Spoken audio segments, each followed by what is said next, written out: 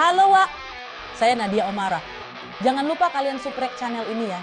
Channel Karam Kali Aja Seram. Jangan lupa juga kalian like, komen dan share.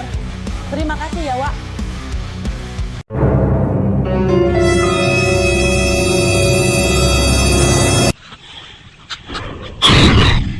Kali Aja Seram.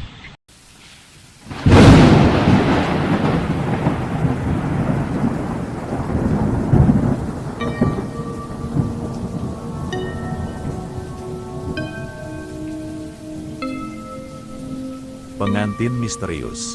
Assalamualaikum warahmatullahi wabarakatuh.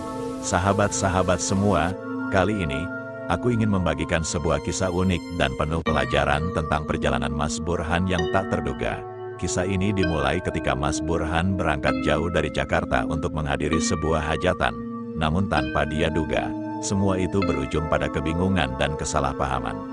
Mari kita simak bersama bagaimana perjalanan ini menjadi pengalaman berharga yang tak terlupakan. Jangan kemana-kemana, simak sampai habis. Jangan lupa subscribe, like, dan komen. Markijut, mari kita lanjut. Hai, buat kamu yang lagi nganggur, yang ingin mendaftar jadi driver Maxim, tanpa SIM bisa, kendaraan jadul juga bisa, mobil dan motor bisa, silahkan WA 082283998955. Sekali lagi, 082283998955. Cuma 5 menit akun langsung jadi dan bisa langsung narik. Admin hanya 50.000 aja. Bisa ke seluruh Indonesia. Ditunggu ya. Terima kasih.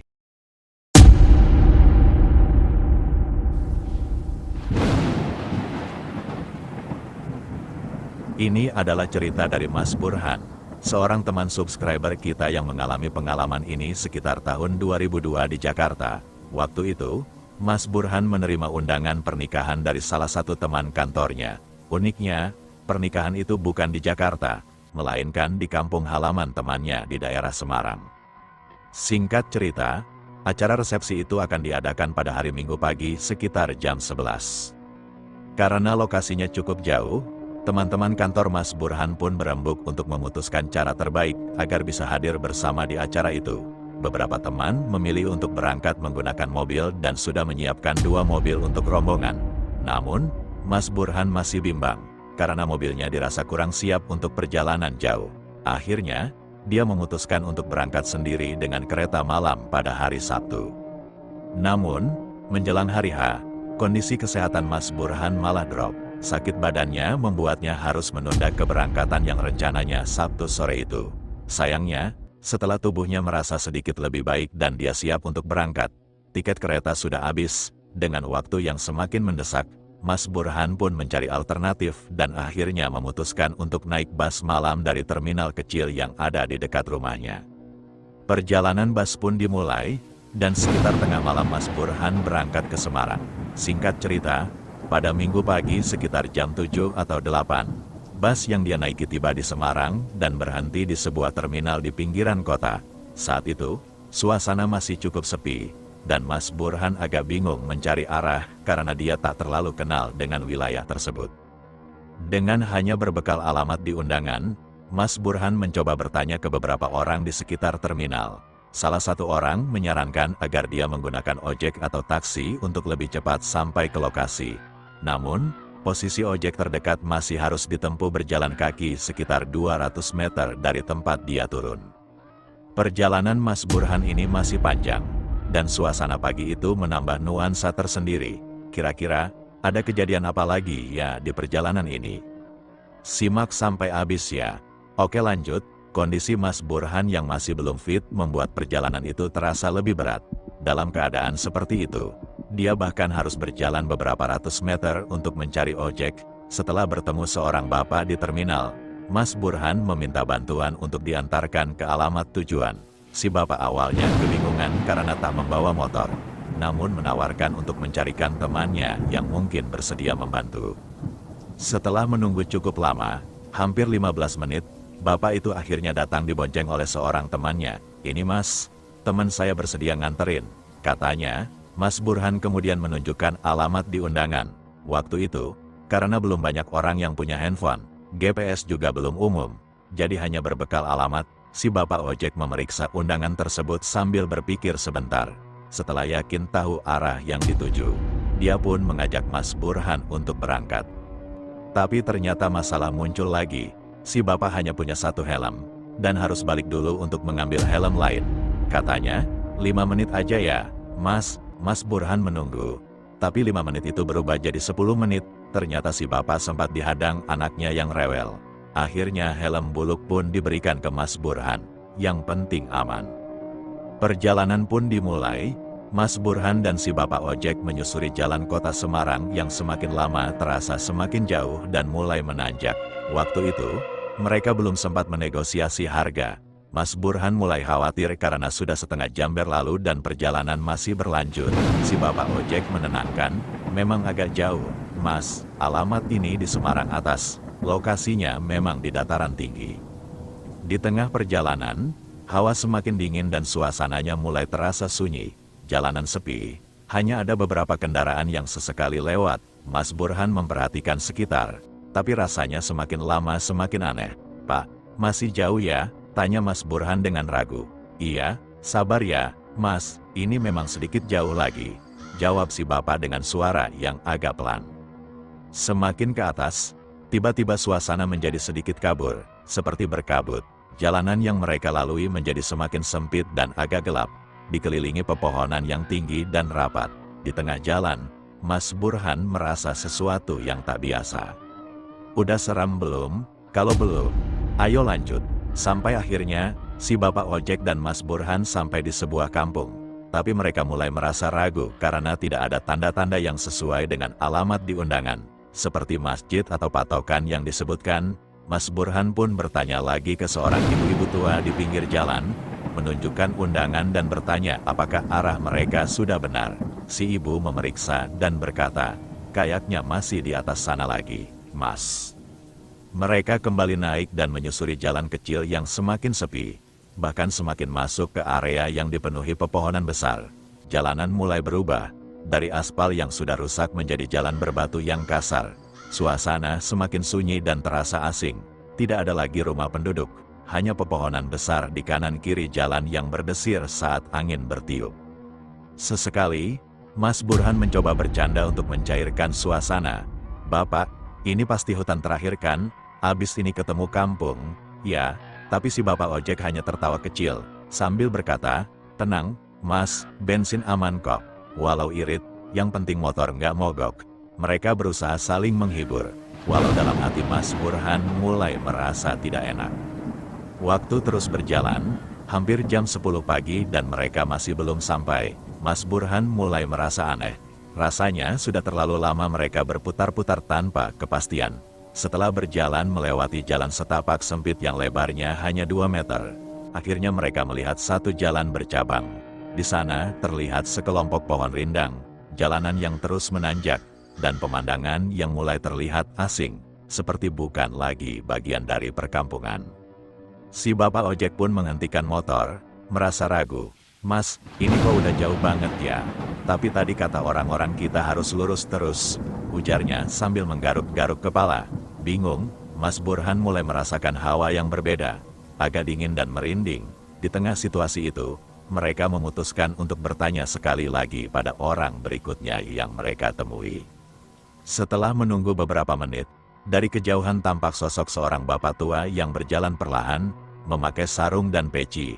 Mas Burhan menghampiri bapak itu dan bertanya, Pak, mau tanya, alamat ini di mana ya? Tapi bapak itu hanya diam, memandang mereka sambil mengerutkan dahi. Setelah diam beberapa saat, dia berkata dengan suara pelan, Mas, sepertinya kamu salah arah.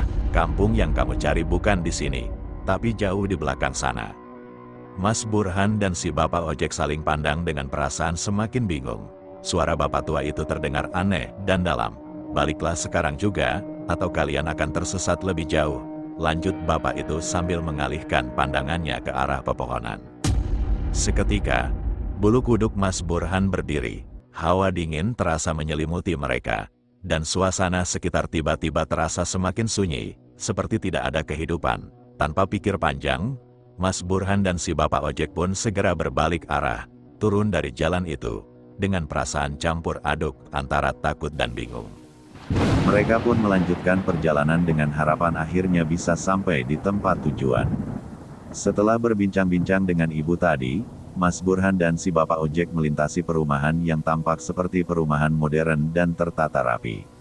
Anehnya, perumahan itu terasa sangat sepi, tidak ada satupun orang yang tampak, hanya deretan rumah-rumah besar dengan desain minimalis yang tampak seperti di kompleks-kompleks di kota besar. Setelah melintasi perumahan itu, mereka sampai di sebuah jalan kecil yang berubah drastis kondisinya, dari paving blok yang rapi menjadi jalanan tanah yang sempit dan licin. Jalan itu terlihat lebih seperti jalan desa, penuh lubang dan berlumpur. Mas Burhan berkomentar, "Wah, kalau musim hujan pasti susah lewat sini." "Ya, Pak." "Benar, Mas, jalannya licin begini pasti susah dilewati," jawab si bapak ojek, sambil hati-hati mengemudi di jalan yang tidak rata itu. Mereka melanjutkan perjalanan dan suasana di sekeliling mereka semakin terasa sunyi. Di kanan kiri jalan hanya terlihat pepohonan tinggi dan semak-semak lebat. Hingga akhirnya, di kejauhan, mereka melihat sebuah gapura kecil yang sepertinya menjadi pintu masuk sebuah kampung. "Alhamdulillah, kayaknya ini kampungnya," ujar Mas Burhan lega, sambil menunjuk ke arah gapura itu. Mereka mempercepat langkah menuju gapura tersebut, berharap kali ini benar-benar sampai di tempat yang dituju. Saat mereka memasuki kampung itu, suasana menjadi semakin aneh. Rumah-rumah di sana tampak tua dan berdebu, berbeda dengan rumah-rumah modern di perumahan tadi. Kampung itu terlihat sepi dan tidak ada orang yang berlalu lalang. Hanya terdengar suara gemerisik daun tertiup angin dan sesekali suara burung gagak dari kejauhan. Mereka mencoba mencari orang untuk bertanya, tetapi kampung itu tampak seperti tak berpenghuni. Jalanan sempit berbatu itu terasa semakin menakutkan. Si bapak ojek berhenti dan berkata, "Mas, ini kampungnya kok aneh ya, sepi sekali, tidak ada satupun orang yang kelihatan." Mas Burhan merasakan bulu kuduknya mulai berdiri, tapi mencoba mengabaikan firasat buruk yang muncul di benaknya. "Kita cari saja, Pak, mungkin di dalam masih ada orang." Mereka melanjutkan berjalan, hingga akhirnya terlihat seorang kakek tua sedang duduk di depan sebuah rumah, menunduk sambil merajut sesuatu. Mas Burhan mendekat dan dengan sopan bertanya, "Pak, Nun Sewu, mau tanya alamat ini ada di mana ya?" Kakek itu mendongak perlahan, menatap mereka dengan mata yang sayu. "Alamat itu, kalian tidak akan menemukannya di sini," katanya dengan suara pelan, hampir seperti berbisik. Mas Burhan dan si bapak ojek saling pandang, merasa semakin bingung dan cemas. Kakek itu melanjutkan, "Tempat yang kalian cari bukan di dunia yang kalian pikirkan," ujar kakek itu, suaranya terdengar semakin aneh dan menggema. Tiba-tiba, kabut tipis mulai turun, menutupi pandangan mereka. Mereka panik, dan tanpa berpikir panjang langsung berlari meninggalkan kampung itu. Sesaat kemudian, ketika kabut mulai menghilang, mereka menemukan diri mereka kembali di jalanan hutan yang mereka lalui tadi. Tidak ada tanda-tanda kampung atau perumahan modern yang baru saja mereka lewati. Mas Burhan dan si bapak ojek hanya bisa terdiam. Napas mereka masih terengah-engah. Mereka tersadar bahwa mereka mungkin baru saja tersesat di suatu tempat yang berbeda. Akhirnya, mereka memutuskan untuk kembali, tak ingin mengambil risiko lebih jauh. Setelah mendengar jawaban Mbak yang memastikan kalau ini benar acara pernikahan temannya, Mas Burhan merasa sedikit lega. Namun, ada rasa heran yang masih mengganjal karena suasana hajatan itu terasa sepi dan berbeda dari yang ia bayangkan. Ia melihat pelaminan, meja makan prasmanan, dan beberapa tamu, tapi tidak ada teman-teman yang ia kenal atau mempelai yang terlihat. Mas Burhan pun bertanya lagi, "Mbak, teman-teman saya yang dari Jakarta kok gak ada ya? Mereka harusnya datang duluan, deh." Si Mbak hanya tersenyum tipis dan menjawab, "Oh, mungkin lagi ada di ruangan lain. Mas, tamu-tamu biasanya nggak semuanya kumpul di sini. Tapi Mas tenang aja, ini benar acara pernikahan Rifki sama anak kok." Mas Burhan mengangguk, mencoba menenangkan pikirannya. Ia memutuskan untuk menunggu lebih lama sambil mengamati sekitar. Anehnya, setiap orang yang ia coba sapa atau tanyai seolah hanya menjawab singkat, tanpa benar-benar menunjukkan ketertarikan untuk berbincang lebih lanjut. Semua tamu terlihat diam, tenang, dan hanya sesekali melirik ke arahnya tanpa ekspresi. Waktu berlalu, tapi suasana hajatan masih tetap sepi. Sambil menunggu, Mas Burhan mengedarkan pandangannya ke seluruh ruangan. Ia memperhatikan detail pelaminan yang terlihat unik, dengan dekorasi bunga-bunga yang terkesan kuno, bukan dekorasi modern seperti biasanya. Bahkan, beberapa ornamen terasa lebih menyerupai dekorasi zaman dahulu. Rasa penasaran Mas Burhan semakin memuncak. Ia akhirnya memutuskan untuk berdiri dan mendekati seorang bapak tua yang duduk sendirian di sudut ruangan. "Pak, mohon maaf, tadi saya datang ke sini nyari acara pernikahan teman saya. Kok rasanya sepi?" "Ya, Pak," tanyanya hati-hati. Bapak tua itu menatapnya dengan mata yang dalam dan tersenyum samar, lalu menjawab dengan nada pelan, "Nak, acara di sini sudah selesai. Sejak lama, mungkin kamu datang di waktu yang salah." Mas Burhan terdiam, merasa bulu kuduknya berdiri. Ia perlahan mundur, mencoba memahami ucapan bapak tua itu. Ketika ia melihat ke sekeliling lagi, suasana di ruangan itu terasa semakin aneh, bahkan seperti berubah. Beberapa kursi terlihat kosong. Prasmanan tampak berantakan seakan telah lama tidak tersentuh. Perlahan, ia melangkah keluar rumah dengan perasaan was-was. Saat sampai di depan, Bapak ojek sudah menunggunya dengan ekspresi cemas. "Mas, ayo kita pulang. Tempat ini rasanya bukan tempat biasa." Tanpa pikir panjang, Mas Burhan mengangguk, dan mereka berdua langsung pergi dari tempat itu. Di perjalanan, Mas Burhan hanya bisa terdiam, memikirkan kejadian aneh yang baru saja ia alami, sambil bertanya-tanya apakah ia benar-benar menghadiri pernikahan temannya atau sesuatu yang lain. Mas Burhan pun mendekati pelaminan, berniat untuk salaman dan memastikan kehadirannya di hadapan pengantin yang ia pikir adalah Rifki, sahabatnya. Namun, saat naik ke atas pelaminan, perasaan aneh kembali menghampiri dirinya. Pengantin prianya memang mengenakan pakaian yang mirip dengan yang biasa dipakai di acara hajatan, tetapi wajahnya terlihat asing dan berbeda dari sosok Rifki yang ia kenal. Dengan sedikit keraguan, Mas Burhan tetap menyapanya, "Rifki, selamat ya, aku jauh-jauh dari Jakarta, susah banget nyari rumahmu ini." Namun, yang ia dapatkan hanyalah anggukan singkat dari sang pengantin. Wajahnya kaku, tanpa ekspresi gembira atau ramah. Bahkan, tak ada sedikit pun senyuman di wajahnya. Pengantin itu hanya menjawab seadanya, tanpa emosi, iya, makasih." Rasa kecewa muncul dalam diri Mas Burhan. Ia jauh-jauh datang untuk memberikan kejutan, tapi sahabatnya justru bersikap dingin dan acuh tak acuh. "Kok kayak nggak kenal aku ya, kayak orang asing aja," batinnya. Selesai memberi salam dan menyerahkan amplop, Mas Burhan memutuskan untuk segera pulang karena merasa tidak nyaman dengan suasana di tempat itu. Sambil keluar, ia bertemu lagi dengan bapak tukang ojek yang menunggu di luar dan bersiap untuk mengantarkannya pulang. Di perjalanan pulang, bapak tukang ojek itu akhirnya mengungkapkan sesuatu yang membuat Mas Burhan terkejut dan merinding. Akhirnya, mereka berdua pun berhenti di sebuah warung makan. Mas Burhan senang karena bisa istirahat sejenak sambil mengisi perut yang sudah keroncongan sejak tadi. Saat mulai makan, Mas Burhan masih penasaran dengan keheningan bapak tukang ojek tersebut, yang sejak tadi terus saja terlihat murung dan tidak banyak bicara. Setelah makan beberapa suap, Mas Burhan memberanikan diri bertanya, "Pak, sebenarnya ada apa sih? Dari tadi kok Bapak diam aja? Kalau capek ya istirahat aja dulu, nggak perlu buru-buru." Bapak ojek itu pun tampak ragu-ragu, tapi akhirnya mulai bercerita, "Mas, sebenarnya saya mau bilang dari tadi, tapi nggak enak sama jenengan. Saya tuh bingung, Mas, waktu nganter jenengan tadi ke tempat acara itu." Mas Burhan makin penasaran. "Loh, kenapa, Pak?" Dengan suara bergetar, Bapak ojek melanjutkan, "Soalnya, Mas, tenda yang jenengan datangi tadi itu sebenarnya nggak ada, Mas. Itu tuh cuma kebun kosong. Saya takut, tapi nggak berani bilang dari awal. Saya lihat jenengan masuk ke sana, terus bola-balik di situ, kayak lagi makan dan ngobrol. Tapi sebenarnya, Mas, nggak ada tenda pernikahan di sana." Mas Burhan terkejut mendengar penjelasan itu. Ia langsung terdiam, mencoba mencerna kejadian yang baru saja ia alami. Pantas saja suasana di sana terasa aneh dan pengantin terlihat dingin serta tidak seperti sahabatnya, Rifki. Akhirnya, setelah selesai makan, Mas Burhan meminta bapak ojek untuk mengantarnya ke alamat yang benar.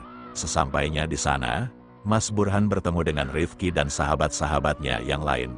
Dengan perasaan yang campur aduk antara bingung dan syukur, ia akhirnya bisa mengikuti acara pernikahan yang sesungguhnya. Dalam suasana warung yang sederhana, Mas Burhan mendengarkan penjelasan dari bapak tukang ojek itu. Meskipun awalnya bapak itu tampak ragu untuk berbagi, akhirnya ia terbuka dan menjelaskan kebingungannya.